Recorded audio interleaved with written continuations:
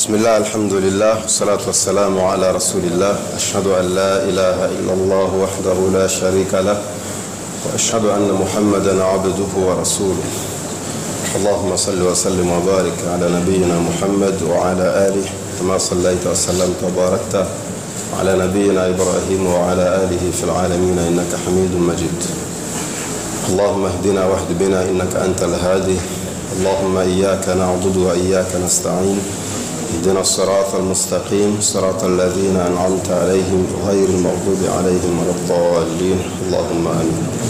Estimados irmãos, assalamu alaikum wa rahmatullahi wa barakatuh. Alhamdulillah, vamos dar continuidade à nossa palestra passada e por ser uma introdução fizemos a promessa de a primeira aula ser sobre os direitos de Allah subhanahu wa ta'ala, isso porque na aula passada ou na palestra passada começamos com duas perguntas: por que e para que Allah subhanahu wa ta'ala enviou os profetas?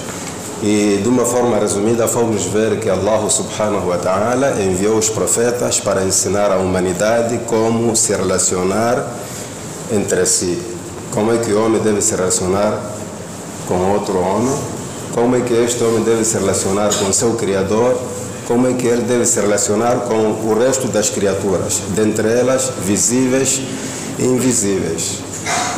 E começando com o tópico de hoje, que é Huququllah Ta'ala, os direitos de Allah subhanahu wa ta'ala sobre as suas criaturas. Na verdade, Allah subhanahu wa ta'ala tem só um direito, só que dentro desse direito existem outros direitos. Allah só tem um direito, Allah só quer uma coisa de nós, uma coisa só. E qual é essa coisa? Quem nos ensina é o profeta Muhammad sallallahu alaihi wasallam.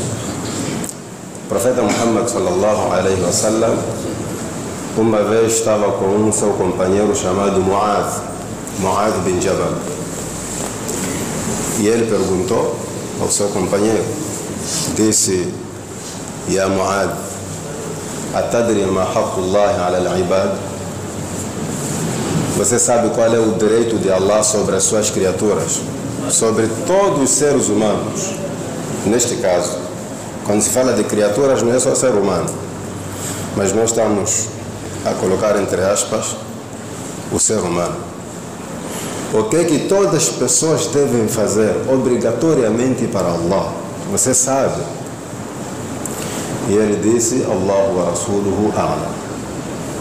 Coisas desse tipo, quem sabe é Allah e o seu mensageiro.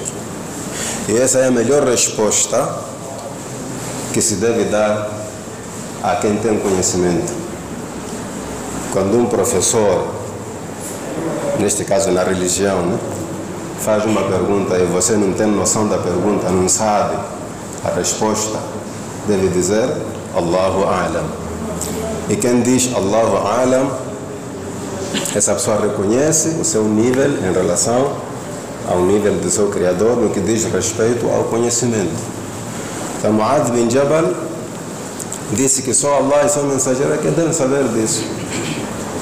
E o profeta Muhammad alayhi salatu wassalam disse: Haqqullahi ala al-ibad an ya'buduhu wa la yushriku bihi shay'an. O direito que Deus tem sobre os seus servos é que eles adorem somente a Ele e não associem semelhantes, nem parceiros, nem sócios. Esse é o único direito de Allah. Só que dentro desse direito, como eu disse, existem outros direitos.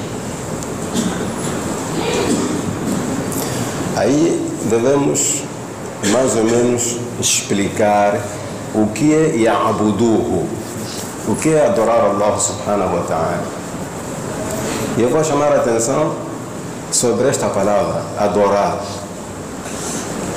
Esta palavra adorar, quando o assunto é religião, é diferente de adorar quando é conversa normal. Porque em conversa normal a gente diz: eu adoro eu adoro isto, eu adoro minha esposa, eu adoro meu calção, eu adoro meu carro.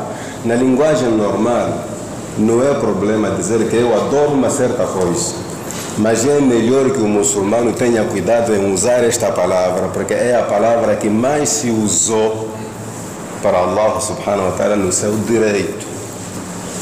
Então, não custa nada a pessoa dizer: eu gosto disto, eu gosto de minha esposa, eu gosto do meu carro. Você não sai a perder. O muçulmano tem a missão de escolher termos, escolher palavras. Se a palavra tem um grande significado na religião, deixa de usar na linguagem normal. Por exemplo, escuta-me bem, não estou a dizer que é haram, mas é aconselhável. Por exemplo, a palavra Deus, para quem fala português é normal, Deus.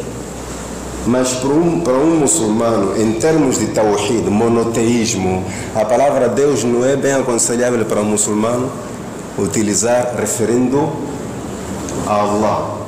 Por quê?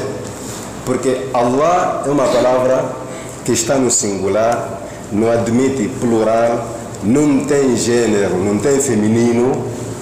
O que eu estou a dizer é que dizer Allah é mais próprio para o muçulmano do que dizer Deus, porque Deus é qualidade de Allah, não é tradução de Allah. A palavra Allah não se traduz, é nome próprio dele. Por isso Allah diz: Allahu la ilaha illahu. Allah, não há outro Deus senão ele. Então Deus é uma qualidade de Allah, não é um nome próprio. Mas pronto, nós fomos colonizados por portugueses, e portugueses só sabem dizer Deus. Somos obrigados a dizer Deus mesmo quando queremos dizer Allah. Só que é aconselhável que o muçulmano se acostume mais a dizer Allah do que Deus, a não ser na tradução de certos versículos onde a palavra ilahu deve se traduzir por Deus. Por exemplo, Qul a'udhu bi rabbin nas, malikin nas, ilahin nas. Eu me refugio no Senhor da humanidade, Malikin nas, o rei da humanidade, Ilahin nas, o Deus da humanidade. Mas esse Deus, esse rei, quem é? É Allah. Tudo bem. Eu estava a dizer que a palavra adorar para nós muçulmanos devia sair dos outros empregos, devia sair da nossa conversa normal e só ser dedicada para ibada. Porque al-ibada, a adoração, que em outras palavras chama-se veneração, os alimos dizem que ismun jami'un li kulli ma yuhibbuhu Allah wa yarda. A palavra ibada, a palavra adoração, é uma palavra escolhida para representar tudo aquilo que Allah subhanahu wa ta'ala gosta que as pessoas façam para Ele. Seja em forma de palavra, seja em forma de ação, seja em forma de pensamento. Tudo aquilo que Deus, neste caso que Allah gosta que você pense, que Ele gosta que você fale ou que você faça, chama-se ibada. Daí vamos entender quando eu digo que este direito engloba outros direitos. Quando se diz que o único direito de Allah sobre os seus servos é a adoração, significa que é nossa obrigação aprender os vários tipos de adoração. Anwa' al-ibada. O que é adoração? Adoração é tudo aquilo que Allah gosta que você faça para agradar a Ele. Então, o que é que Allah gosta? Onde é que vamos buscar? Você não vai buscar da sua cabeça, não. Tem que buscar do livro dele, porque nem tudo que a gente faz Deus gosta. O que Ele gosta está no livro dele, está na sunna do seu profeta sallallahu alaihi wasallam. Mas nós vamos fazer um resumo, apenas para deixar claro, de modo que saibamos pôr em prática este direito de Allah subhanahu wa ta'ala. O primeiro exemplo, vamos falar sobre a salat. Não vamos falar do salat como salat. Vamos falar das posições, as posturas que nós aplicamos durante o salat. E aí você vai descobrir que, na verdade, existem coisas que não se devem fazer para outra pessoa, senão para Allah. A primeira posição, muito importante no salat, é o sujud, a prostração. você não pode fazer para ninguém, seja quem for, seja qual for a situação. Se for necessário, morra, mas não faça sujud para uma outra criatura ou uma outra pessoa, além de Allah subhanahu wa ta'ala. Por quê? Este Muaz mesmo, uma vez saiu, por ordem do profeta Muhammad sallallahu alaihi wasallam, para Sham. Sham, hoje em dia, é um conjunto de países, não é só uma terra. Naquele tempo se dizia Sham. Foi para Sham porque o profeta Muhammad alaihi salatu wassalam ordenou. Ficou algum tempo lá a fazer o da'wah, e quando voltou, a primeira vez que ele se encontrou com o profeta Muhammad sallallahu alaihi wasallam, ele fez sujud para ele. O profeta disse: "Ma hada ya Muaz, o que é isto? Quando você saiu daqui, não fazia isto para mim. Que novidade é esta?" Ele disse: "Ya Rasulullah, lá onde eu estava, encontrei líderes religiosos. Os seus seguidores faziam isto que eu estou a fazer para si. Encontrei lá padres, bispos, arcebispos. Em todos os encontros, os seguidores prostravam-se para eles. E eu achei que você é mais digno de se fazer isso do que eles. Por isso eu fiz aqui." O profeta alaihi salatu wassalam disse: "Fala taf'al, não faça isto, nem para mim. فلو كنت آمرا أحدا أن يسجد لأحد لأمرت المرأة أن تسجد لزوجها." Ninguém merece esta prostração senão Allah. Se existisse alguém que merece prostração, seria um homem em relação à sua esposa. Ou seja, se eu pudesse mandar alguém para fazer prostração para alguém, eu mandaria a mulher para fazer para o seu marido. Mas nem a mulher deve se prostrar diante do seu marido, seja qual for a situação. Esta é só uma posição do salat, sujud.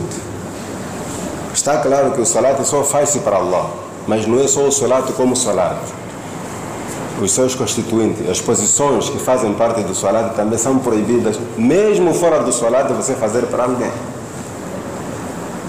Uma das posições no salat é o ruku. Eu estou a começar de baixo para cima, do sujud para cima. O ruku, aquela inclinação que nós fazemos no ângulo de 90 graus. Você não pode fazer aquilo para alguém, nem tentar aproximar.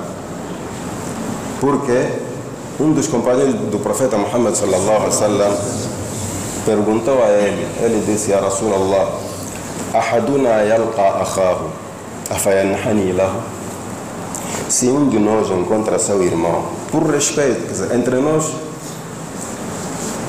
há quem reconhece que fulano é superior no aspecto X, ou seja, na religiosidade, ou no conhecimento, ou na idade. Então suponha que eu encontro alguém a quem reconheço que este merece respeito. Será que eu posso me inclinar para ele? Yanhani lahu, vamos supor que você está assim, reto. Al-inhina é só fazer assim. Não é preciso fazer assim como o ruku. Só basta fazer assim, você já fez al-inhina. Então esse sahaba estava a perguntar ao profeta Muhammad alaihi salatu wassalam: será que nós podemos nos inclinar para os outros, nossos irmãos muçulmanos? O profeta disse: não faça isso. E nós temos esse costume. Não sei se vocês já notaram isso. Às vezes encontramos alguém, um sheikh ou um irmão a quem respeitamos, e fazemos assim, dobramos um pouco esta parte. Isso também faz parte do ruku. Não se pode fazer. O que você deve fazer para o seu irmão, encontrou a ele, abraça ou dá a mão. Já respeitou. Não se pode inclinar sequer pouco para alguém, porque este é direito de Allah. Temos versículos que justificam isso. Warka'u ma'ar rak'in. Isso faz-se só no salat para Allah subhanahu wa ta'ala. O respeito que temos por alguém não pode nos fazer saltar o limite. Infelizmente, existem pessoas que já estão acostumadas, né, a ver os outros sempre. Nós, aqui à frente, né? Existem pessoas que já estão viciadas, gostam de ver os outros sempre. Mas isso não se faz. O muçulmano não faz para ninguém. Nem para seu irmão, nem para chefe lá no trabalho. Não se faz. Esta posição é só para Allah subhanahu wa ta'ala. O que é que falta, afinal? Talvez só falta wudu e qibla. Quando se faz assim. Não é assim que a gente faz quando está no salat. E daí é ruku. O que tem faltado é só wudu e olhar para o qibla quando se vai. Assalamu alaikum. E vamos desculpar, esse costume aqui faz parte de nifaq. Só um munáfico pode fazer isso. Além daqueles que fazem sem saber, não está a querer culpar todos. Há outros que fazem por imitar, né? A gente muita coisa faz por imitar. Viu fulano, com o chefe fulano fez assim, e você acaba fazendo sem saber qual é a razão que ele... Muitos fazem isso só para... Como é que chama aquela linguagem daqui do nosso país? Para lamber bota, né? É que todo chefe, quando o seu seguidor faz assim, ele sente-se respeitado. Para nós isso não funciona. Dá a mão ou abraça. Acabou. O profeta proibiu. Esse sahaba que perguntou, ele achava que é certo. Só que eles, os sahabas, tinham um jeito muito importante na vida do muçulmano. O fato de ele achar uma coisa não era suficiente para pôr em prática antes de perguntar ao profeta Muhammad alayhi salatu wassalam. O nosso erro é que nós pensamos e fazemos para depois ir justificar que eu pensava aqui. Toda pessoa que pensava aqui acaba errando. Fas'alu ahla dhikri in kuntum la ta'lamun. Procurem saber com os que sabem se esse meu costume dá para levar adiante ou não. Porque esse direito de Allah subhanahu wa ta'ala não se deve direcionar para uma outra criatura, uma outra pessoa, um outro ser. É direito de Allah subhanahu wa ta'ala. Do ruku, vamos para o qiyam. O qiyam é aquela posição em que nós ficamos bem retos, com as mãos sobre o peito, e aí recitamos Suratul Fatiha, outro capítulo, e depois fazemos ruku. Essa posição chama-se qiyam. Esta posição você não pode aplicar para ninguém senão para Allah subhanahu wa ta'ala. Allah diz: وَقُومُوا لِلَّهِ قَانِتِينَ. Mantenham-se firmes em obediência a Allah subhanahu wa ta'ala. Esta firmeza não se pode aplicar em nenhum lugar, mesmo que seja no tribunal. É preferível que você ponha as mãos atrás para mostrar respeito, porque lá dizem que você não pode apontar nada, né? Eu não sei, quando a pessoa quer dar exemplo, como é que faz? Essas regras do tribunal é só mesmo lá. Não pode apontar ninguém. Mas eu queria dizer que aquele senhor me viu. E só por apontar é problema também. Não sei se a regra é essa, né? Eu ouvi dizer, nunca estive lá, e que Allah não me leve para lá, porque vou ficar preso sem fazer nada, só por apontar. Então faça assim, mas não faz isto diante de uma pessoa. Esta posição está confirmada que é a posição do muçulmano quando está no salat. Agora resta uma coisa. E lá na escola, quando o professor entra, nós somos na escola, né? Escola pequena, não são essas escolas grandes. No ensino superior, parece que o professor entra, encontra as pessoas sentadas, não precisam levantar. Nós já são adultos, não sei se é a regra até agora. Mas lá na escola, no ensino primário até secundário e se calhar até ensino médio, é preciso levantar para cumprimentar o professor. Como é que o muçulmano faz? Qual é a saída? Quando você fica daquela posição, está firme. E Allah diz: وَقُومُوا لِلَّهِ قَانِتِينَ. Aqui nós temos uma saída. Qual é essa saída? Uma vez o profeta Muhammad alayhi salatu wassalam estava sentado com seus companheiros e de repente surgiu um outro companheiro cujo nome era Sa'd bin Mu'adh. Este Sa'd bin Mu'adh era o líder religioso dos Ansar, dos muçulmanos de Medina. Era a pessoa confiada por eles. Tipo, se não fosse o profeta, ele seria o líder dos muçulmanos de Medina. E o profeta Muhammad alayhi salatu wassalam gostava muito deste homem, pelo seu comportamento. Então uma vez surgiu ele E as pessoas estavam sentadas. O profeta disse: "Qumu li sayyidikum", levantem-se em respeito ao vosso chefe. E os sahabas todos levantaram. E aí aprendemos que diante de um chefe, de um líder, não é problema levantar-se. Então o problema da escola está resolvido. Diante de um chefe, um líder, neste caso alguém que transmite o conhecimento para si, que é o professor, não é pecado levantar-se, porque aquele levantar é só de cumprimentar e sentar. Esta é uma prova. Outra prova é que Nabi alayhi salatu wassalam, uma vez sentado com seus companheiros, passaram pessoas transportando uma urna, janaza, iam enterrar uma pessoa, e o profeta levantou.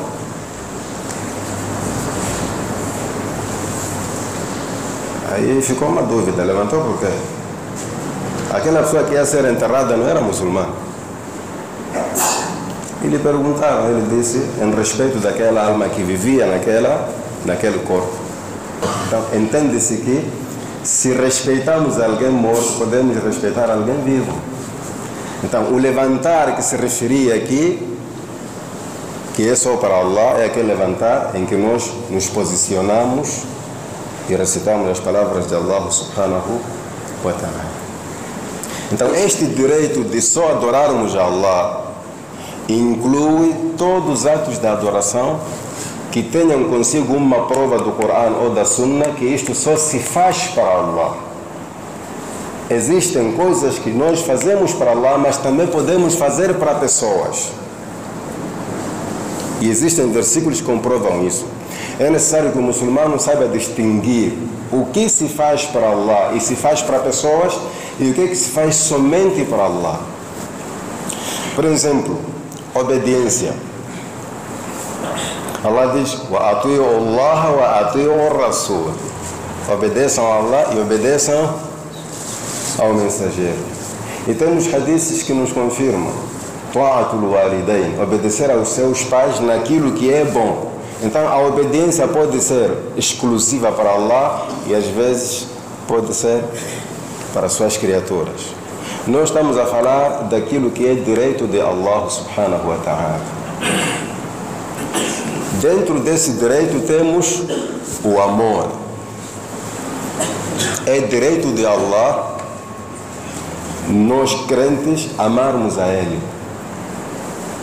Só que este amor é diferente dos outros amores que conhecemos. Porque quando se fala de amor, a primeira coisa que aparece na sua cabeça, quando você não tem instrução de din, você logo inclina-se para o amor entre sexos opostos. Chega um tempo em que a gente não entende como é que se diz que eu amo minha mãe, amo meu pai, porque para nós o amor parece que estava inclinado só para o sexo oposto, sua esposa ou sua, sei lá, noiva. Este amor que é exclusivo a Allah subhanahu wa ta'ala é mais forte do que o amor que a pessoa tem em relação aos seus pais, ou seus familiares, ou sua esposa. Allah subhanahu wa ta'ala diz: "Walladhina amanu ashaddu hubban lillahi". O amor que os crentes têm para com Allah é maior que qualquer outro tipo de amor. Então este amor está muito ligado com a obediência. Por isso Allah subhanahu wa ta'ala diz: "In kuntum tuhibbuna Allah fattabi'uni". É um amor que lhe obriga a obedecer uma ordem de Allah que contraria a sua própria vontade. Nós temos feito algumas perguntas durante a conversa, né? Tá bem, vamos supor que sua mãe adoece e sua esposa adoece ao mesmo tempo. A quem você socorre em primeiro lugar? Mamã, esposa.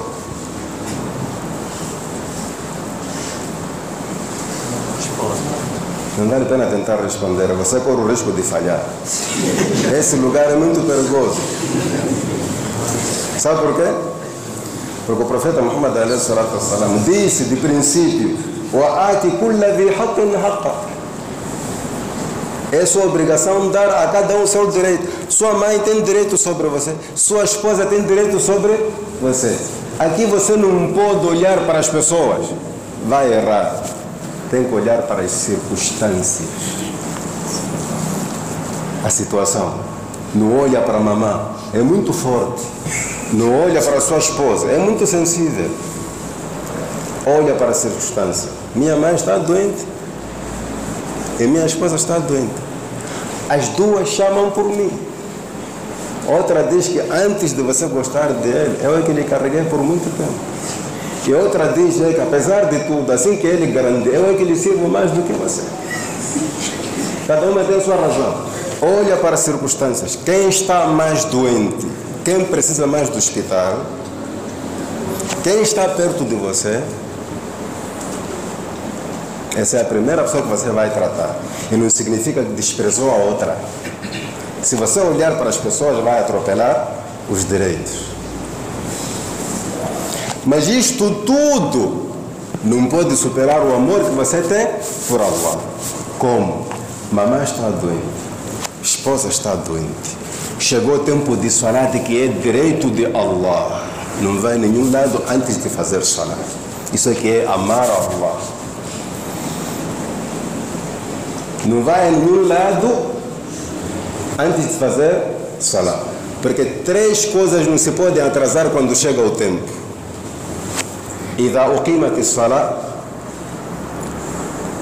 fez o adhan, há tempo para você ir à casa de banho, tomar banho. Quando se faz o iqama aqui, não há mais outro trabalho. Por mais que alguém morra agora, vamos pegar o corpo, encostamos ali, fazemos salat e só depois vamos tratar desse que morreu. Não há nada que deve interromper o salat. Por isso mesmo na situação de guerra existe salatul khawf. Vocês cercados, chegou o tempo de salat, tem que fazer salat. Da maneira como se faz nessas situações. Mas o salat não se pode prorrogar. Não se pode anular. Então, neste caso, temos 3 amores. Um amor para sua mãe, um amor para sua esposa, um amor para Allah. وَالَّذِينَ آمَنُوا أَشَدُّ حُبًّا لِلَّهِ. O amor que um crente tem para com Allah é superior. Supera todos os tipos de amores. Então, veja a situação que você se encontra. O que eu devo fazer primeiro? Está doente, doente. Chegou o tempo de morrer, todos vão morrer. Mas salat, se eu morro sem fazer, vou responder. Tudo bem. Pus uma coisa entre parênteses, né? Talvez você esperava que eu completasse.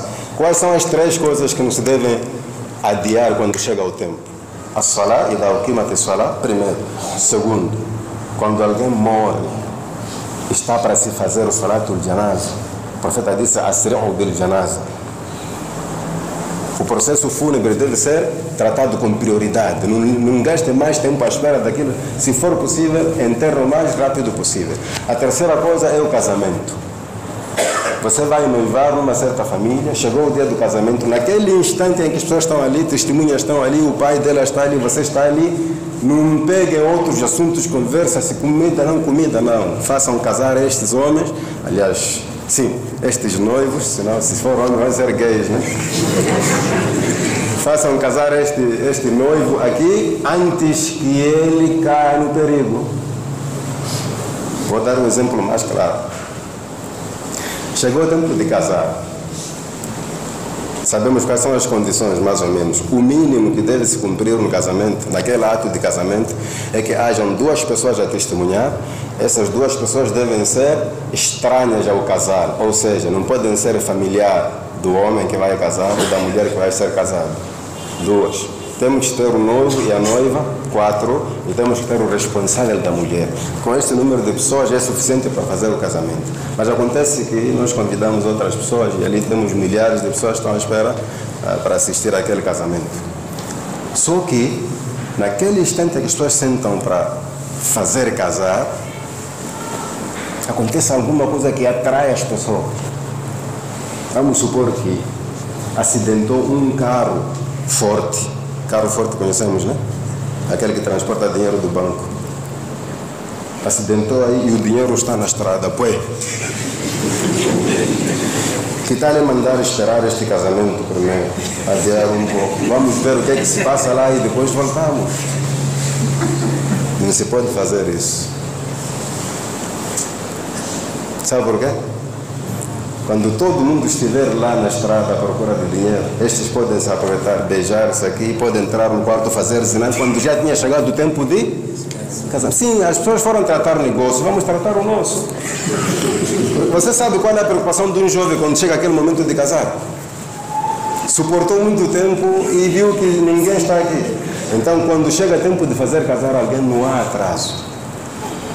Tudo bem, era um exemplo. Eu estava a dizer que o amor a Allah é direito dele.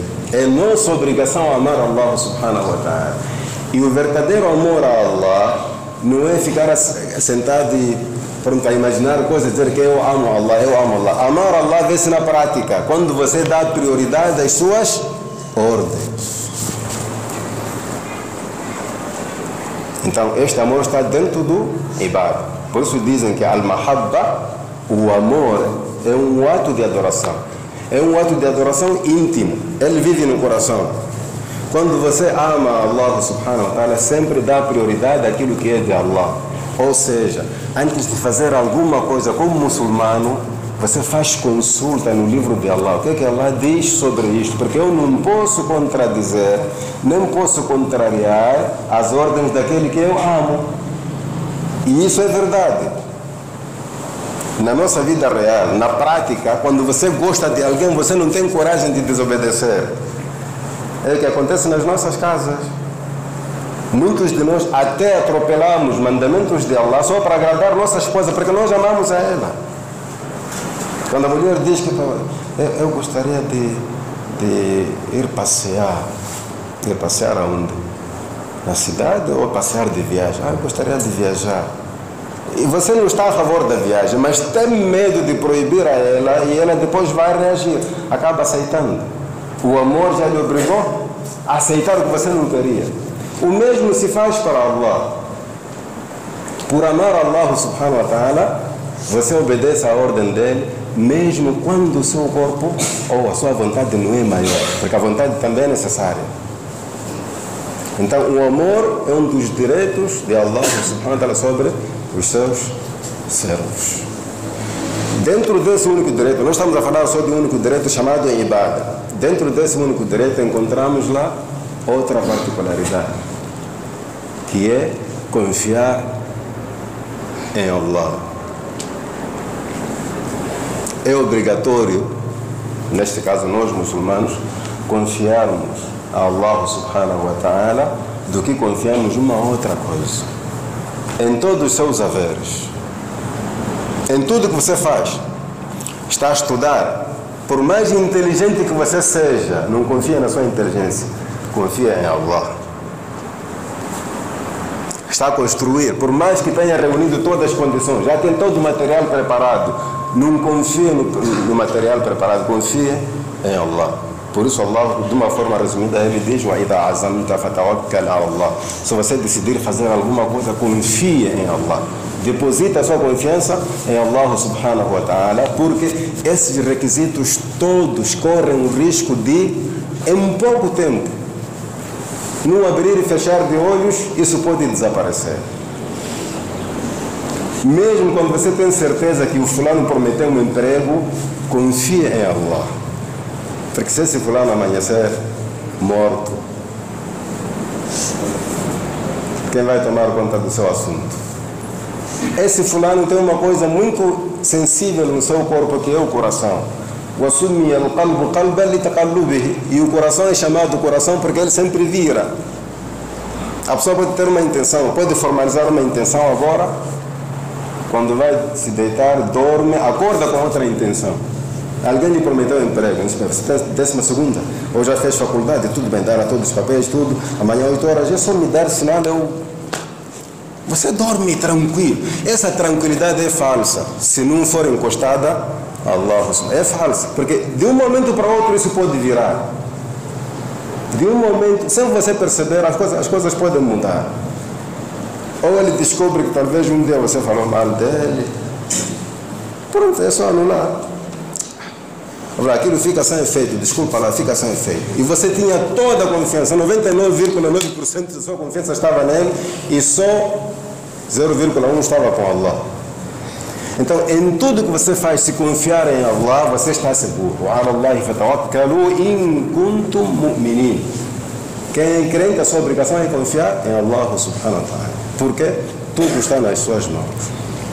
Então, é direito de Allah você confiar nele em todas as circunstâncias e situações da sua vida. Em tudo. Acredita, eu vou dar um exemplo da escola. Para quem estuda. A pessoa estuda, domina a matéria e tem certeza que conhece a matéria. Você pode acordar, na hora que ele acorda, está a detalhar. Mas sabe, durante o exame, você pode se lembrar de uma coisa que vai baralhar todo o seu pensamento. E aí reprova sabendo. Nunca viram pessoas que reprovam sabendo? O que tem acontecido? A pessoa não pode estar segura de si mesma. A pessoa não pode se confiar. O muçulmano não se confia. Por muitos fatores.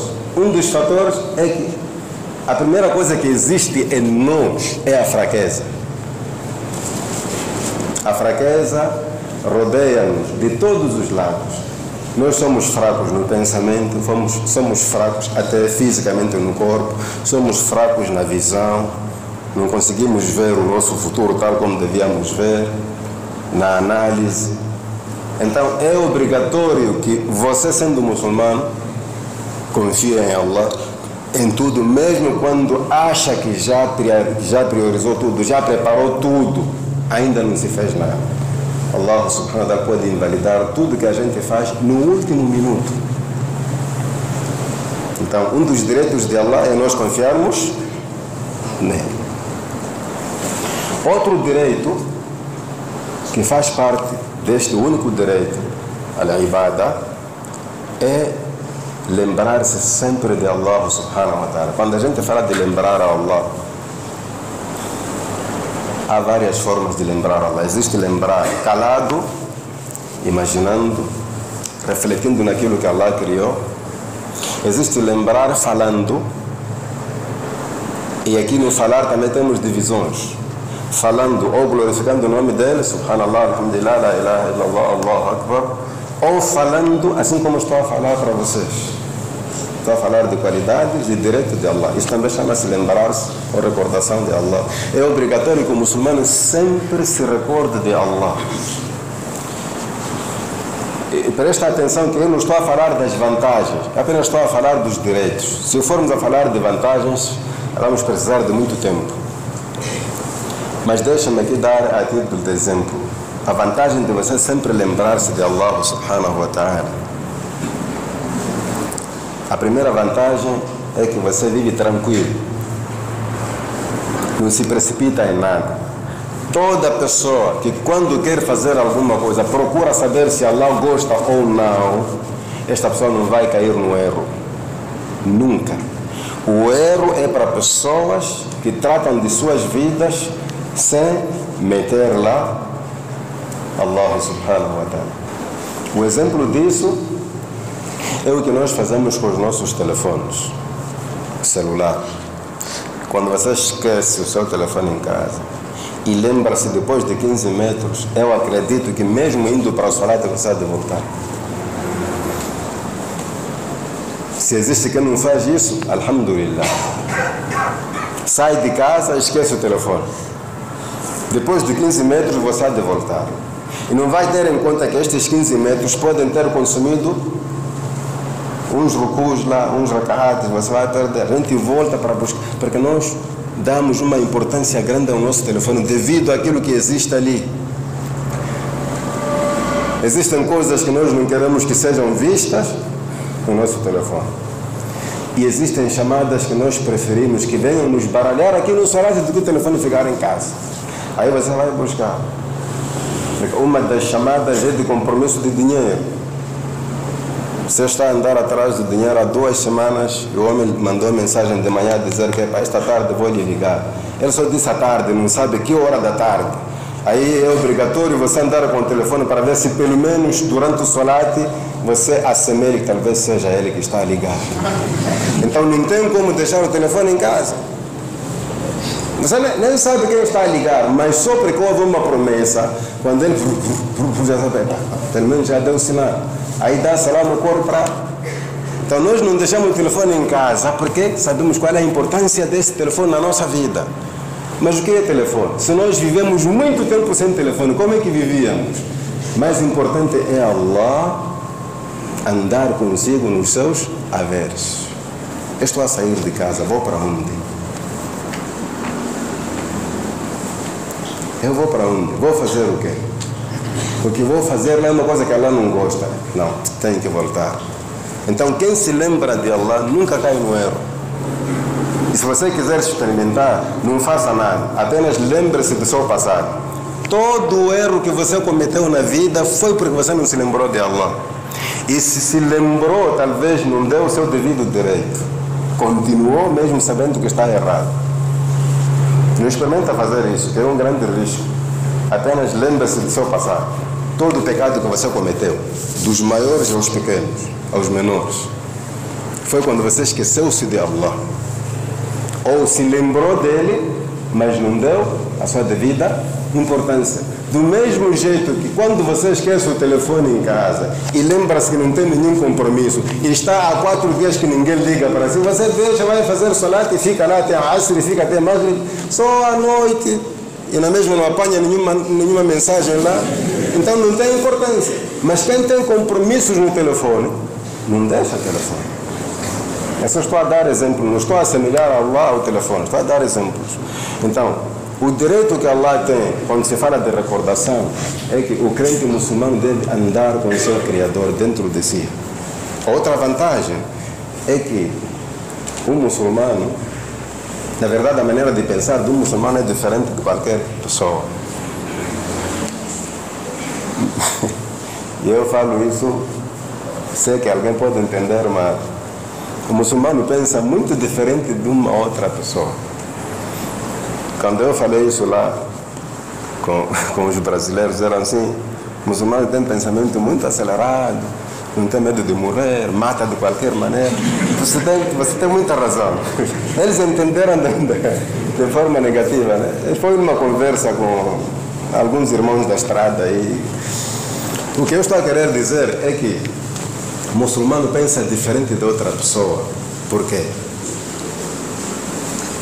Quando o muçulmano sai de casa, ele só sabe que eu sou eu conforme Allah me vê agora. Quando o muçulmano sai de casa, não tem a ver com o que ficou em casa.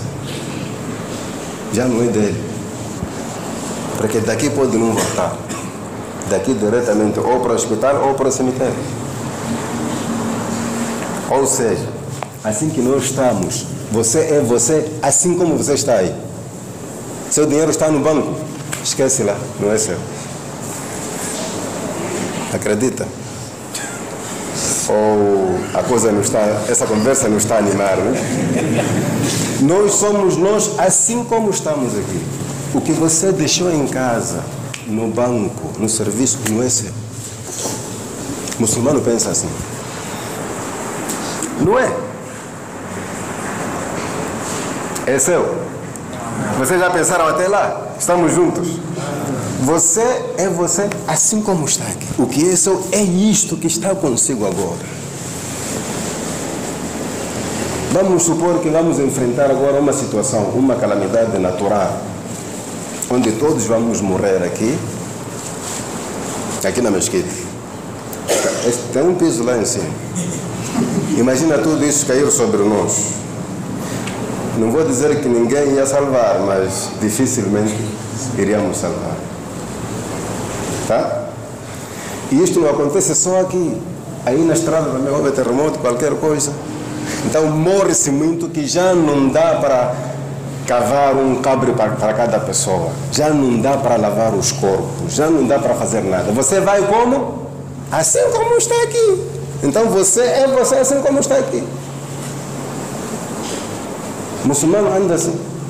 Sai de casa, o que é de casa não é meu. Só quando voltar. Por isso nós fomos ensinados aquelas preces.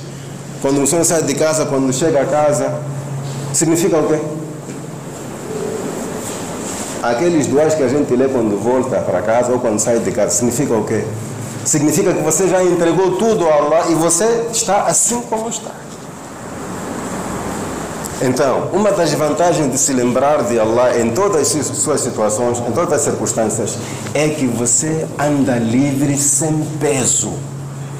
Que peso é esse? Psicológico. O seu pensamento anda livre. Há pessoas, se você for a reparar bem, pode ser depois de sairmos daqui ou mesmo amanhã, lá na rua, há pessoas que andam pesadas de coisas que deixaram em casa.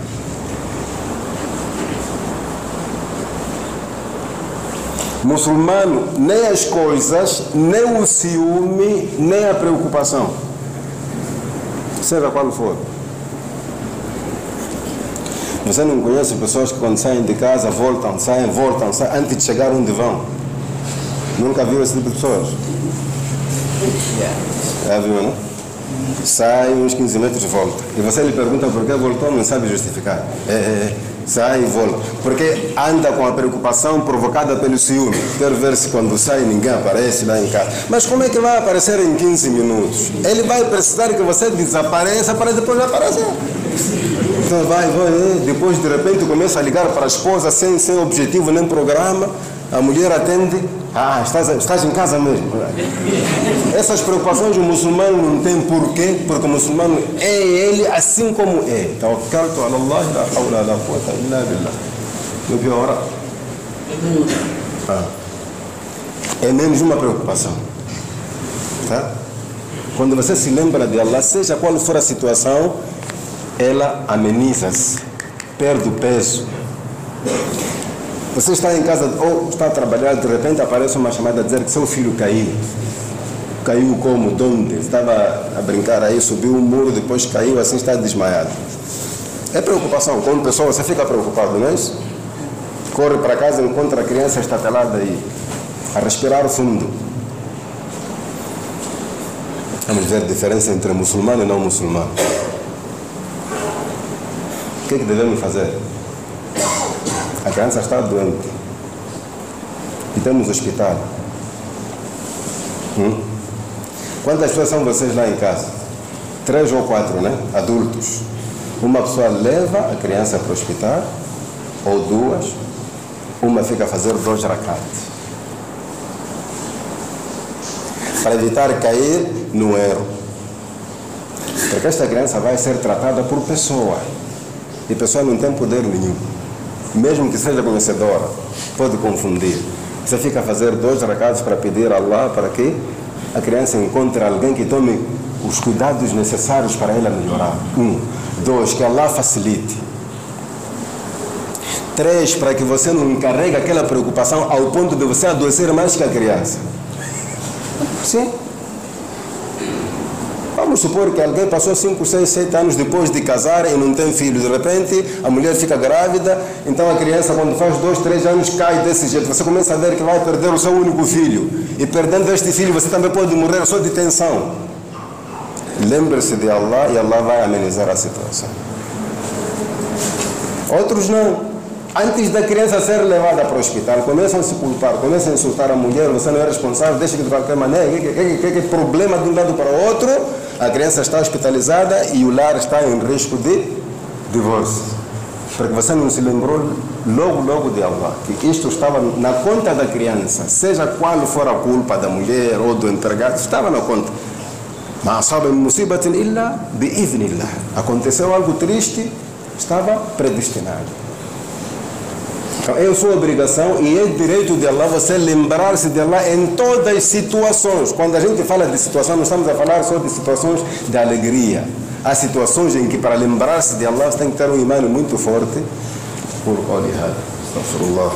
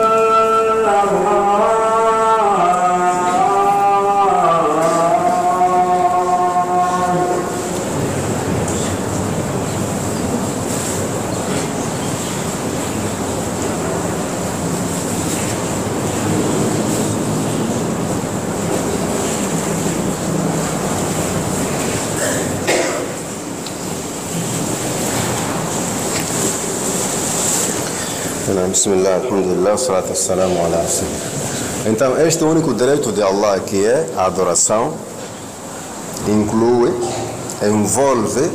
uma série de coisas que, em uma única palavra, chamam-se anwa'u al-ibada, tipos de atos de adoração. É obrigação do muçulmano saber ou conhecer os atos de adoração. E tudo que é ato de adoração não se faz para ninguém senão para Allah. E aí constitui o direito de ibada. Tudo aquilo que nós aprendermos e aquilo que conseguirmos achar a sua prova no Alcorão e na Sunna, que é a ibada exclusivo para Allah, faz parte deste direito. O único direito que Allah tem sobre as criaturas. Neste caso nós, humanos, temos a obrigação de somente adorar a Ele. Existe a adoração que nós fazemos ajudando o outro, é aquilo que nós chamamos de al-mu'amalat, nosso relacionamento um para com o outro. Se eu dou alguma coisa ao meu irmão, estou a adorar a Allah, mas ajudando a Ele. Para que isto seja adoração, é preciso que minha intenção seja de agradar a Allah subhanahu wa ta'ala, ajudando a Ele. Se eu for a dar a Ele sem intenção de agradar a Allah, deixa de ser ibada. Fica simplesmente uma ajuda mútua. E esta ajuda mútua é o que acontece com pessoas não muçulmanas. Então, nesse caso, você não é diferente das outras pessoas. Pessoas não muçulmanas ajudam-se mutuamente. Em outras palavras, podemos dar exemplo de aqueles donativos que a gente recebe de países não islâmicos. Que a Suécia doou tanto para Moçambique. Esta é uma ajuda mútua, humana, não é ibada. Ibada é quando a intenção é de agradar a Allah, e isto que você fez encontra-se mencionado no livro de Allah ou na tradição do seu profeta, alayhi salatu wassalam. Então, tudo que seja ibada, nós só devemos fazer para Allah. Fazer para Allah significa para agradar a Ele. Então, o direito de Allah confirma-se quando a sua intenção é para agradar a Ele e você faz aquilo que Ele mandou e faz da maneira como seu mensageiro fez. Em outras palavras, estou a querer dizer que temos 3 condições para nós darmos o direito a Allah, o seu direito. Não basta você saber que isto é direito de Allah e só fazer. É necessário que este direito vem mencionado no livro de Allah ou na tradição do profeta Muhammad alayhi salatu wassalam, neste caso no Alcorão ou na Sunnah. E se vem mencionado, você faz para agradar Allah, é a segunda condição. A terceira condição, se você faz para agradar Allah, você fez como o profeta fez. Então, os atos de adoração não se confirmam, não se concretizam se você não tiver essas 3 condições. Eu quero fazer salat agora. Tenho que fazer, porque está mencionado no Alcorão. 1. 2. Tenho que fazer com a intenção de agradar a Allah e não as pessoas. E tenho que fazer do jeito como o profeta fez. Se uma destas 3 condições falhar, o ato já deixa de ser direito de Allah, deixa de ser adoração. Por exemplo, temos a questão do jejum. É obrigação do muçulmano, neste caso, jejuar para agradar a Allah.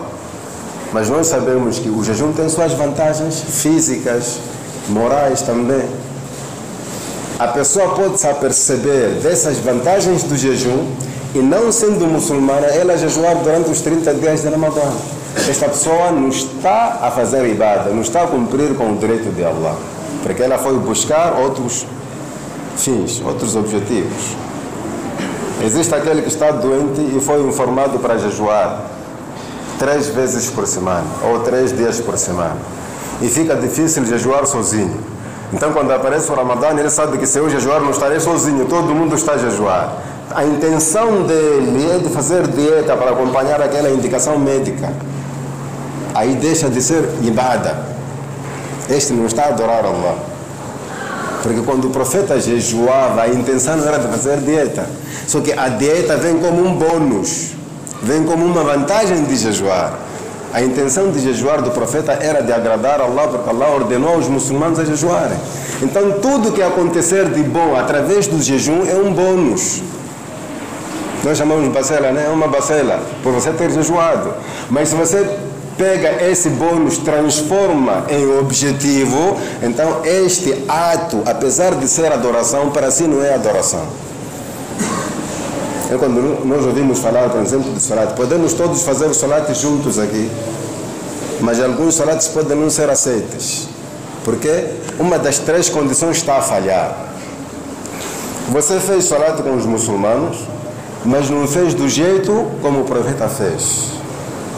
Está a fazer o salat e passa o tempo a olhar de um lado para o outro. O profeta não olhava nos lados quando orava. Isto pode invalidar o seu salat.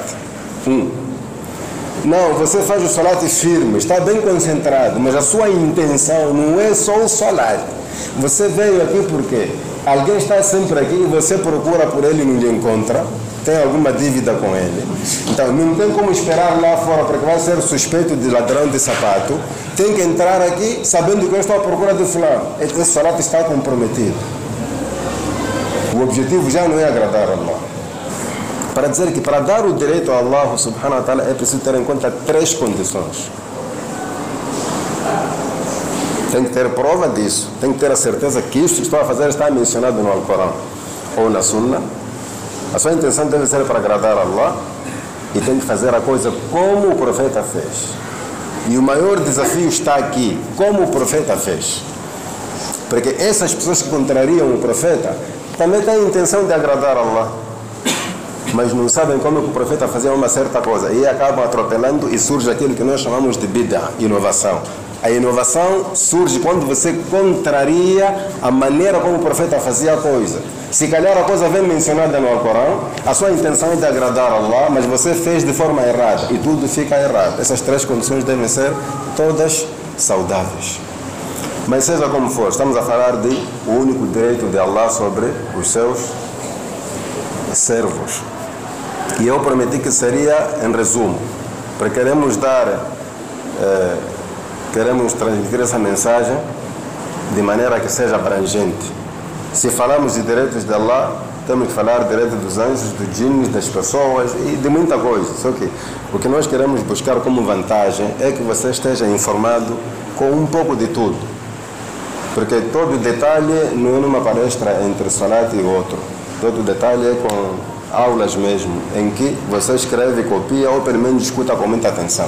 Minha intenção em transmitir a mensagem é só de alertar os irmãos, informar que nós não estamos aqui só por estar, estamos aqui para cada um saber relacionar-se com o outro. E este outro não é só pessoa, não é só ser humano. Este outro são as outras criaturas. Este outro é o nosso Criador. A palavra outro aqui representa muitos seres.